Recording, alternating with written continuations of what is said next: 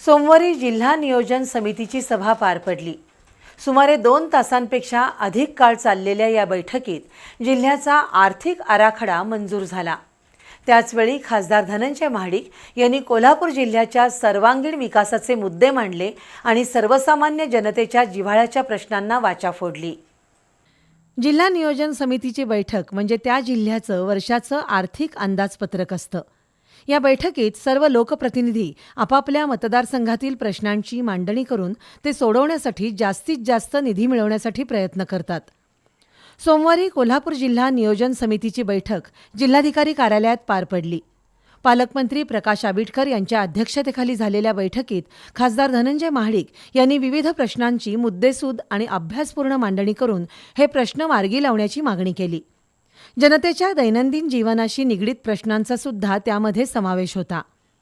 जिल्ह्यातील अनेक गावांमध्ये स्मशानभूमीसाठी जागा नाही, स्मशानभूमीकडे जाण्यासाठी रस्ते नाहीत किंवा लाईट, पाणी अशा मूलभूत सुविधा नाहीत। महावितरणचे अनेक डीपी उघड्यावर असून त्यातून धोका असल्याचं खासदार महाडिक यांनी सांगितलं।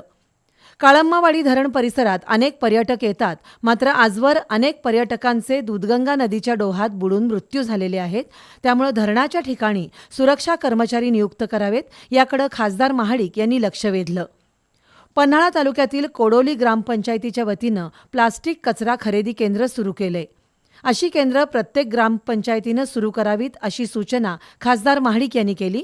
तर शाहूपुरी रेल्वे फाटकाजवळ उड्डाण पुलाच्या उभारणीत काही विद्युत खांब आडवे येत आहेत, त्यांचं स्थलांतर करण्यासाठी 75 लाख रुपयांची तरतूद नियोजन समितीमधून करावी अशी सूचना खासदार महाडिक यांनी केली।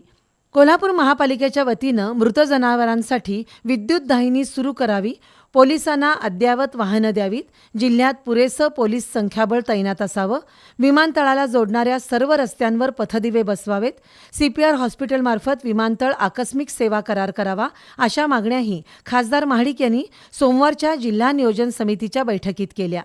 त्यातून जनतेच्या जिव्हाळ्याच्या अनेक प्रश्नांना खासदार महाडिक यांच्यामुळे वाचा फुटली।